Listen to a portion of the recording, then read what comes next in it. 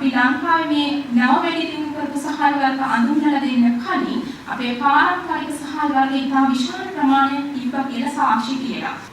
දැන් මම ටිකක් කතා කරන්න කැමති මේ පාරම්පරික දැනුම සම්බන්ධව මේ ඖෂධීය ගුණ පිළිබඳ මේ සහල් වල. දැන් සමහර සහල් ප්‍රභේද රට තුළ වැඩියෙන් වගා කරා මේ විදිහට ගොඩාක් තිබ්බා. සමහර සහල් ප්‍රභේද රට තුළ වැඩියෙන් වගා කරා මිනිස්සු ගන්නවා. ඒ වගේ මේ විශේෂම මේ පෝෂණ ගුණ සම්බන්ධව මේ පාරම්පරික දැනුම තිබ්බ කරුණු හින්දා. ඒකට මේ මාවි කියන එක දියවැඩියාව මලබද්ධ ස්ථූලතාව පාලනයට සුදුසුයි කාය ශක්තිය වඩවනවා කියලා තියෙනවා. සුවදැල් කියන ප්‍රභේදය ශරීර වර්ධනයට සුදුසුයි දියවැඩියාව පාලනයට සුදුසුයි කියලා තියෙනවා. දැන් පේරාදෙණිය විශ්වවිද්‍යාලයේ කෘෂිකර්ම ඇග්‍රිකල්චර් මහාචාර්යවරයෙක් වෙන ආචාර්ය සරත් බණ්ඩාර මහත්මයා පෙන්නලා තියෙනවා මේ සුවදැල් කියන්නේ අඩු ග්ලයිසීමික් දර්ශකයක් කියන හාලක් කියලා. ඇත්තටම අඩු ග්ලයිසීමික් දර්ශකයක් කියන මේ සහල් ප්‍රභේද දියවැඩියාව පාලනයට සුදුසුයි. දැන් මේ කළු පීනට කියන ඒවා කාය ශක්තිය වඩනවා ශරීරගත විෂමත්වය කරනවා. දැන් පොක්කාලි කියන සහල් ප්‍රභේදයේ දියවැඩියාව පාලනයට සුදුසුයි ස්නායු රෝග සහ සමේ රෝග සඳහා සුදුසුයි කියලා තියෙනවා. දහනල කියන ප්‍රභේදයේ වකුගඩු පිළිකා රෝග පාලනයට සුදුසුයි. මේ විදිහට සහල් ප්‍රභේද සම්බන්ධව විවිධ වූ පාරම්පරික දැනුමේ තියෙනවා මේ රෝගය සඳහා මේ සහල් වර්ගය භාවිත කරන්න පුළුවන් කියන එක. එතකොට අපි විද්‍යාඥයන් විදිහට මේ සහල් ප්‍රභේදයේ මේකට හොඳයිද කියන එක විද්‍යාත්මකව හදන්න ඕනේ. දැන් උදාහරණයක් විදිහට අපි කියනවා නම් පච්ච පෙරුමාල් කියන සහල් ප්‍රභේදය දියවැඩියාවට හොඳයි කියලා. දැන් දියවැඩියාවේදී වෙන්නේ රුධිරයේ සීනි ප්‍රමාණය වැඩි වෙනවා. ඒකට වැඩි වෙනකොට වෙනත් අතුරු ආබාධ ගොඩාක් වෙනකොට අපි දැනගන්න ඕනේ දියවැඩියාවට දෙන බෙහෙත් ගත්තාම එක mode of actions කියන එක විදිහට ඒවා වැඩ කරන්නේ. ඒකට අපි දැනගන්න ඕනේ මේක කොයි විදිහටද වැඩ කරන්නේ දියවැඩියාව පාලනයට සුදුසුයි. හැබැයි බෙහෙතක් එහෙම හදාගෙනකොට අපි ඊටාම නිවැරදිව දැනගන්න ඕනේ මේක මෙන්න මේ හින්දා තමයි වෙන්නේ කියන එක අපි විද්‍යාඥයෝ විදිහට ඒක කොහොමද වෙන්නේ කියන එකත් දැනගන්න ඕනේ. එතකොට කාර්මික දාර්ශනික ආයතනය දැන් මම වැඩිම කතා කරන්න බලාපොරොත්තු වෙන්නේ අපේ ආයතනය ලංකාවේ ප්‍රධාන පරීක්ෂණ ආයතනයක් විදිහට මේ සහල් ප්‍රභේදවල මේ පෝෂණ සහ ඖෂධීය ගුණ පිළිබඳව සිදු කළ පරීක්ෂණ සම්බන්ධයෙන්. එතකොට අපි මෙන්න මේ මාතෘකාව ඔස්සේ තමයි පරීක්ෂණ සිදු කළේ. දියවැඩියාව සම්බන්ධව, පිළිකා රෝග සම්බන්ධව, ඉදිරි රෝග සම්බන්ධව, ප්‍රතිවක්ෂීකාරක ගුණ සම්බන්ධව, මේ යකඩියාගේ සුලභතාවය, භෞතික රසායනික සහ ඉන්ද්‍රිය ගෝචර ගුණාංග. ඒ කියන්නේ දැන් අපි කියනවා මේ හාල මේ දියවැඩියාවට හොඳයි, පිළිකා වලට හොඳයි, ඉදිරි රෝග වලට හොඳයි. හැබැයි මිනිස්සු ඒ කොච්චර හොද වුණත් ඒවා කනකොට රස නැත්තම් සමහර මිනිස්සු කියන්නේ ඔය කොච්චර කිව්වත් කන්න අමාරුයි කියලා. එතකොට දැන් හාල් ගත්තහම ලෝක වෙළඳ පොලේ වැඩි ඉල්ලුමක් තියෙන්නේ මේ භෞතික රසායනික ගුණත් හොඳ වුණත් ඉන්ද්‍රිය ගෝචර ගුණාංගත් හොඳ වුණත්. එතකොට අපිට කියන්න පුළුවන් නම් මේ හාලේ භෞතික රසායනික සහ ඉන්ද්‍රිය ගෝචර ගුණාංගත් හොඳයි. ඒ වගේ මේ හාල මේ බොනවර රෝග වලට යොදා ගන්න පාලනයට යොදා ගන්න පුළුවන් කියලා. එතකොට ඒ හාලට ඉතාම වැඩි වටිනාකමක් තියෙනවා. එතකොට අපි අනේ විද්‍යාත්මක පරීක්ෂණ තමයි සිදු කරේ. එතකොට මේ අපි අධ්‍යයනයට ගත්ත සහල් ප්‍රභේද වලට පේන නැති මේ බට පොළල්ලු හෙත්තිනටි දහන්න දේවරද්දිලි පීගොඩ හීනටි ගෝලබාරු හේරත් බාරකට කඩිලි ඔක්කොම මේ ඇත්තටම මේ වර්ණ රතු පාට සහල් මේ වලින් පේන විදිහේ රතු පාටේ එක එක තීව්‍රතාව තියෙනවා.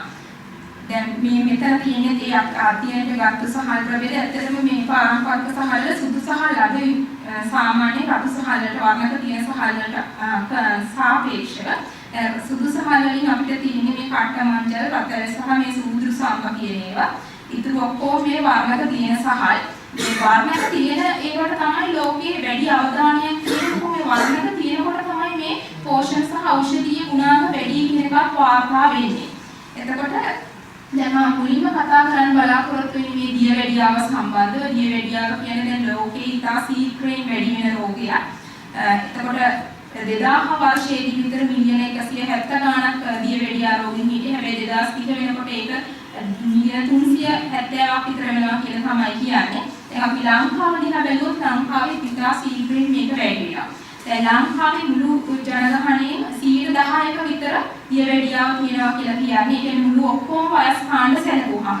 හැබැයි දියවැඩියාව ඉදිරියට ඇතිරීමේ නැඹුරුතාවය ඊටත් වැඩි. ඒක 115%. ඒ කියන්නේ දැන් අපි දියවැඩියා රෝගියෙක් වෛද්‍යවරයෙක් ළඟට ගිහම විවිධ වූ පරීක්ෂණ කරන්නේ. උදාහරණයක් දැන් අපි රුධිරයේ සීනි සාන්ද්‍රණය මනින්න කිව්වොත් එහෙම ඒක තියෙනවා ගාණක් තියෙනවා ඒ රෝගියා දියවැඩියාව නැහැ කියලා.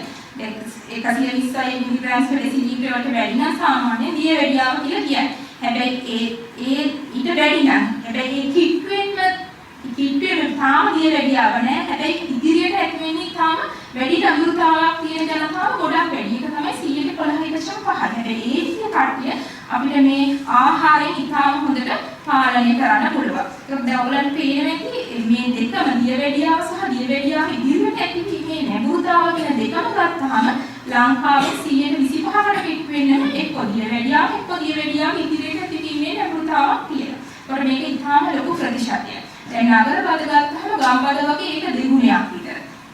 ඒක තමයි මේ අපිට ආහාර වලින් මේක පාලනය ඉතාම වැදගත් වෙන්නේ. දැන් දියවැඩියා රෝගයේදී වෙන්නේ රුධිරයේ සීනි සාන්ද්‍රණය වැඩි වෙන එක. හැබැයි වැඩි වුණා කියන එකට වැඩිම ලොකු ප්‍රශ්නයක් වෙන්නේ මේ ආශ්‍රිත අතුරුවාව. මේ රුධිරයේ සීනි සාන්ද්‍රණය වැඩි වෙනකොට ඇඟේ ඇතුලේ ගොඩ ප්‍රතික්‍රියා සිදු වෙනවා. එතකොට මේ ඇස් පේන්නේ නැති වෙනවා. ගොඩාක් සක්‍රීය ඉන්ද්‍රියන් අක්‍රීය වෙන්න පටන් ගන්නවා. වකුගඩු ආශ්‍රිත ආබාධ ඉක්මනට වයසට යනවා. තුවාලයක් හැදෙනවා ඉක්මනට හොද වෙන්නේ. අධික රුධිර පීඩනය, හෘද රෝග නිතරම හැදෙනවා. ඊට අමතරව මේ ස්නායු රෝග කියන ඒවාට මේක හේතු වෙනවා. දැන් දියවැඩියාව සම්බන්ධව සිදු කළ පරීක්ෂණ ගැන මම කතා කරන්න බලාපොරොත්තු වෙන්නේ. මෙන්න මේවා සම්බන්ධව සමන් අපි පරීක්ෂණ සිදු කරේ. මේ ඇල්ෆා ඇමයිලේස් කියන එන්සයිම් වල ක්‍රියාකාරීත්වය ප්‍රෝටීන් ග්ලයිකේෂන් ප්‍රතික්‍රියා ඒ ප්‍රතික්‍රියා ප්‍රත්‍යාවර්ත කරන්න පුළුවන් ද කියන එක ග්ලයිසීමික් දර්ශකය කොලින් එස්ට්‍රේස් කියන එන්සයිම් වල ක්‍රියාකාරීත්වය සහ මේ මීයන්ට නිස්සාරණ ලබා දී සිදු කළ පරීක්ෂණ සම්බන්ධව. දැන් මම මේ එක එකක් පිළිබඳව පුළුල්ල කතා කරනවා. දැන් මම ඉතා සරලව තමයි කියන්නේ. දැන් අපි අපේ ආහාරවල වැඩිම තියෙන කාබෝහයිඩ්‍රේට්. ඉතින් අපි අපේ දෛනික ශක්තිය අවශ්‍යතාවය සාමාන්‍යයෙන් වැඩි ගියකට කිලෝ කැලරි 2000ක් විතර වෙනවා. ඒකෙන් අපි 150ක් 60ක් විතරම ගන්න ඕනේ කාබෝහයිඩ්‍රේට්. ඒකෝර අපි ගන්න ආහාරවල වැඩි මේ කාබෝහයිඩ්‍රේට් පිෂ්ඨය කියන එක. දැන් හාල් ගත්තහමත් එහෙමයි අපේ මිනිස්සු පුරුදුලා තියෙන හොඳටම අර මේ ආහිනවල පොලිෂ් කරපු හාල් කන්නේ. ඒකෝර පොලිෂ් කරාම ඇත්තටම 90%කට කික් වෙනවා තියෙන්නේ පිෂ්ඨය. හැබැයි මේ නියුට්‍රන් කියන කොටස තමයි ඔය ක්‍රියාකාරී සංඝටක ඔක්කොම තියෙන්නේ. ඒක සත්තුන්ට දීලා අපි ඉතින් අර පිෂ්ඨය ටික ඔක්කොම කනවා. ඒක තමයි වෙන්නේ. දැන් අපි අපේ පරීක්ෂණවලදී ලබාගත්තේ මේ නියුට්‍රන් ලබාගත්ත නිස්සාරණ තමයි විතරම පරීක්ෂණවලදී යොදාගත්තේ. එතකොට දැන් මේ ඇල්ෆා ඇමයිලේස් කියන්නේ පිෂ්ඨයේ සීනි වලට ඇඟ ඇතුලේ පරිවර්තනය කරන ඇඟ ඇතුලේ තියෙන එන්සයිම් එක. ඇල්ෆා ඇමයිලේස් කියන්නේ ප්‍රධාන එන්සයිම් මේ පිෂ්ඨයේ සීනි වලට පරිවර්තනය කරනවා. එතකොට පිෂ්ඨයේ සීනි වලට පරිවර්තනය කරන වේගය අඩු කරන්න පුළුවන් නම් මේ රුධිරයේ සීනි එන්නේ හිමිනේ. එතකොට දියවැඩියා රෝගයේ හරි දියවැඩියාව ඉදිරියට ඇතිවීමේ නැඹුරුතාවයක් කියන කෙනෙක් හරි එහෙම ඒ විදිය කෙනෙකුට මේක හොඳයි. මොකද රුධිරයේ සීනි එකතු වෙන්නේ හිමින්. දැන් අපි දියවැඩියාවට ගන්න බෙහෙත් කළා එක එක මම ඉස්සෙල්ලා කිව්වා වගේ එක එක විදිහට තමයි මේ දියවැඩියා රෝගය පාලනය වෙන්නේ. හැබැයි එක විදිහක් තමයි මේ පිෂ්ඨයේ සීනි වලට පරිවර්තනය කරන එන්සයිම් වල ක්‍රියාකාරීත්වය අඩු කරන එක. එතකොට ප්‍රධාන එන්සයිම් එකක් තමයි මේ ඇල්ෆා ඇමයිලේස් කියන්නේ. අපි බොන බෙහෙත් වල මේ ගුණය තියෙනවා.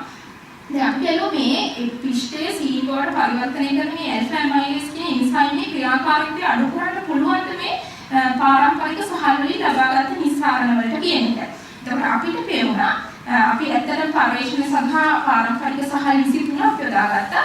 ඒ අපිට ඒ වෙන්න ඕනේ 23ම මේ පරිශ්‍රණයට භාජනය කරා. එතකොට අපිට පේනවා රතු සහල් වල මේ ගුණය ඉතා ඉහළ විදිහට තියෙනවා සුදු සහල් වලට සාපේක්ෂව. ඒ කියන්නේ සමහර රතු සහල් 99කටත් වැඩිය මේ එන්සයිම් එකේ ක්‍රියාකාරීත්වය අඩු කරා. හැබැයි හැම සුදු සහලක්ම 130කටත් වැඩිය අඩුවෙන් තමයි මේ ගුණය වෙන්නේ. හැබැයි රතු සහල් අතරත් ඉතාම පැහැදිලිව වෙනස්කම් දැක්කා. එතකොට මෙන්න මේ කියන සහල් වර්ග හතර තමයි ඒ ගුණය වැඩිම තිබ්බේ මසුරන් සුදු හිමිටි දික්ටි සහ පොඩ හිමිටි කියන හතර.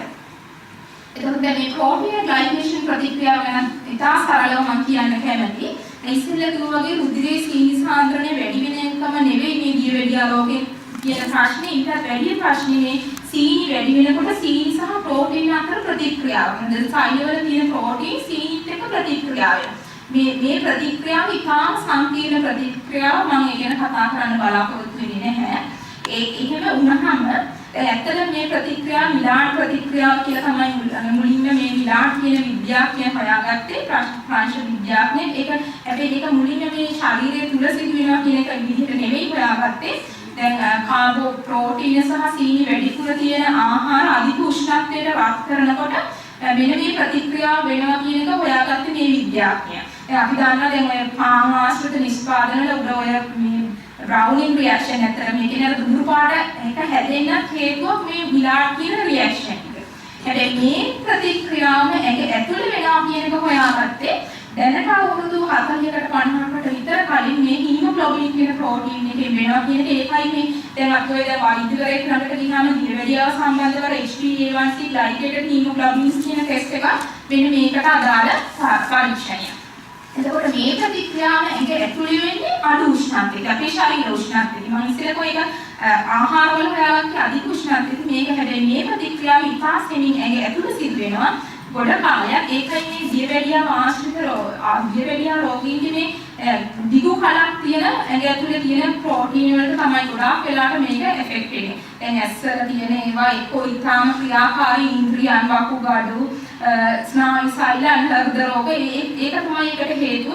දිගු කලක් තියෙන ප්‍රෝටීන් හරි ඊටාම ක්‍රියාකාරීත්වයෙන් වැඩි දැන් තමයි මේක ඊටාම නැඹුරු. ඒකයි මේ දියවැඩියාව ආශ්‍රිත අතුරුඵල ඇති වෙන ප්‍රධාන හේතුව. ඒකට හේතුව තමයි මේ advanced glycated end products කියන මේ ප්‍රතික්‍රියාවේ අන්තිම ප්‍රතිඵලය ඇඟ ඇතුලේ සෑදීම. දැන් අපි බලමු මේ සහල් 23ම මම ඉස්සෙල්ලා කිව්වා වගේ මේ ලබාගත් නිස්සාරණ වලට පුළුවන් මේ ප්‍රෝටීන සහ සීනි අතර තියෙන ප්‍රතික්‍රියාව වළක්වන්න කියන එක. එතකොට අපිට පෙවුනා මේ සහල් වර්ගයේ හතරෙම ඒ ගුණය ඉතාම හොඳට තියෙනවා. ඉතාම හොඳට තියෙන ඇත්තටම අපි සාමාන්‍ය පරීක්ෂණයකදී අපි කියන රෙෆරන්ස් ඩ්‍රග් එකක් විදිහට මේ දියවැඩියාවට දෙන පිළිතුරුත් පාවිච්චි කරනවා. අපි ඒකට සාපේක්ෂව තමයි කියන්නේ මේක අඩුද වැඩිද. ඒකට ඒවටත් වැඩිය මේ සහල් වලින් ලබාගත් නිස්සාරණ වල මේ ගුණය තියෙනවා.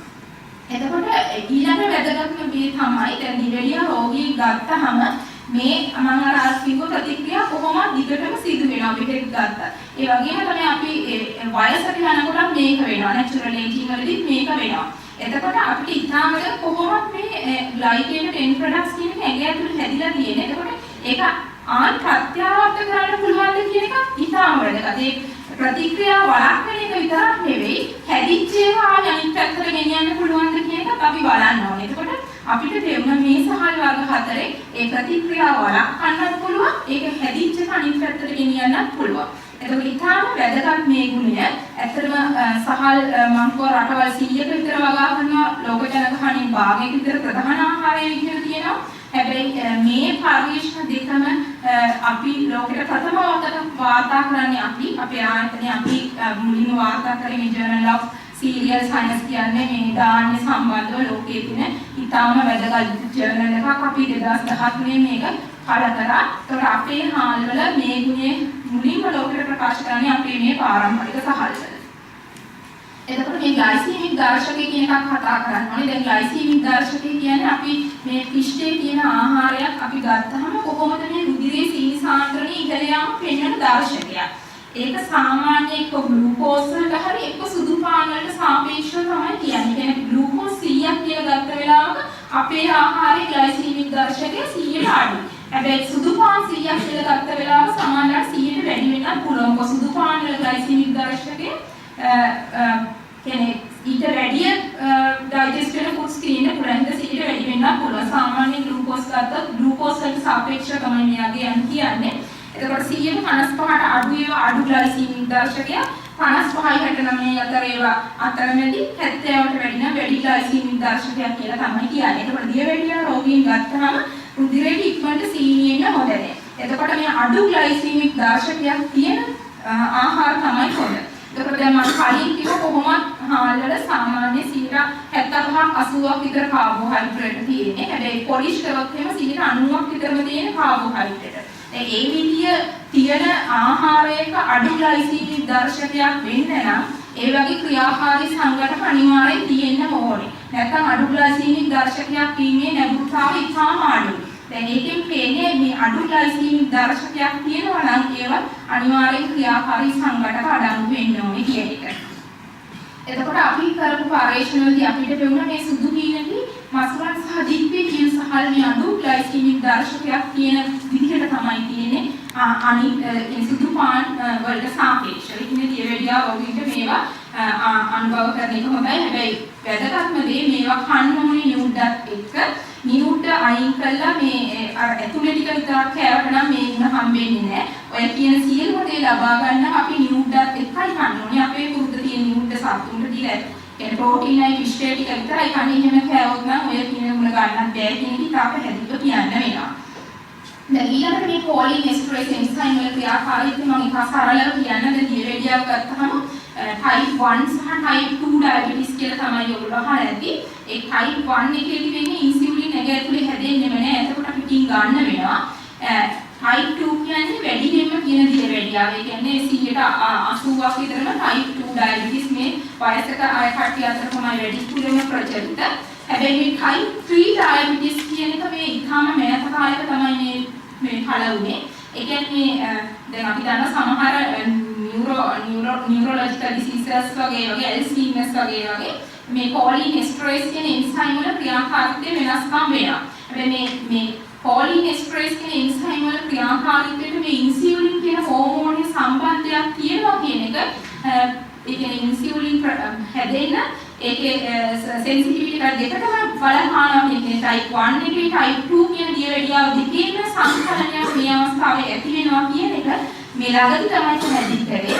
ඒකින්ද ඒක type 3 diabetes කියලා තමයි සඳහන් වෙන්නේ. හැබැයි අපි ඒ එන්සයිම් වල ක්‍රියාකාරීත්වයට මේ සහල් වලින් ලබාගත් නිස්සාරණ කොහොමද වැඩ කරන්නේ කියලා බැලුවා. ඒකට අපිට පේනවා මේ සහල් වර්ග හතරක ඒ එන්සයිම් වල ක්‍රියාකාරීත්වය අඩු කරන්නත් පුළුවන්. එතකොට වැදගත්ම දේ මේ සහල් type 1, type 2 සහ type 3 කියන ඩයබටිස් තුනටම යොදා ගන්න පුළුවන් කියන. එතකොට ඒ විදිහට ලෝකයේ මෙහෙම මේ හාල් මේ ඔක්කොම හොඳයි කියන තාම මේ විද්‍යාත්මක පත්‍රිකා නැහැ. අපි දැන් ඒක තමයි ළඟදී මේ කල කරන්න ඉන්නේ. අපේ සහල් අන්න ඒ විදිහේ ඉතාම හොඳ ගුණ තියනවා කියන එක. දැන් අපි මීයන්ට නිස්සාරණක් ලබා දෙන්නේ දැන් ඉස්සෙල්ලා ඔක්කොම කියන පරීක්ෂණාගාරය තුල සිදු කරපු ඒවා අපි ඊට පස්සේ මීයන්ට දීලා ඊට පස්සේ මිනිසුන්ට දීලා පරීක්ෂණ කරන්න ඕනේ. අපි මිනිසුන්ට දීලා මේක මේ විදිහට වැඩ කරනවා කියන එක. අපි මීයන්ගේ මේ පරීක්ෂණ සිදු කරා. එතකොට අපිට තේරුණා දැන් මේක ඔයගලන්ට පේනවා ඇති. දැන් මේ නිල් පාට වක්‍රයෙන් පේන්නේ අපි පිෂ්ඨයේ දුන්නාම කොහොමද මේ මීයන්ගේ රුධිරේ සීනි සාන්ද්‍රණය වෙනස් වෙන්නේ කියන එක. හැබැයි මේ රෝස පාට ලයින් එකෙන් පේන්නේ මේ පිෂ්ඨය සමග මේ මසුරන් කියන සහල් ප්‍රභේදයේ නිස්සාරණ දුන්නාම කොහොමද මේ මීයන්ගේ රුධිරේ සීනි සාන්ද්‍රණය වෙනස් වෙන්නේ කියන එක. ඔයගලන්ට පේනවා ඇති තාම හොඳට මේ සීනි ලෙවල් එක පාලනය කරනවා කියන එක. ඒක ගැන තමයි දියවැඩියාව සම්බන්ධව සිදු කරපු පරීක්ෂණ. ඔයගලන්ට පේනවා ඇති මේ සහල් ප්‍රභේදවල මේ දියවැඩියාව පාලනය සහ මඩ පැවැත්මට ඉතාම හොඳ ගතිගුණ තියෙනවා කියන එක.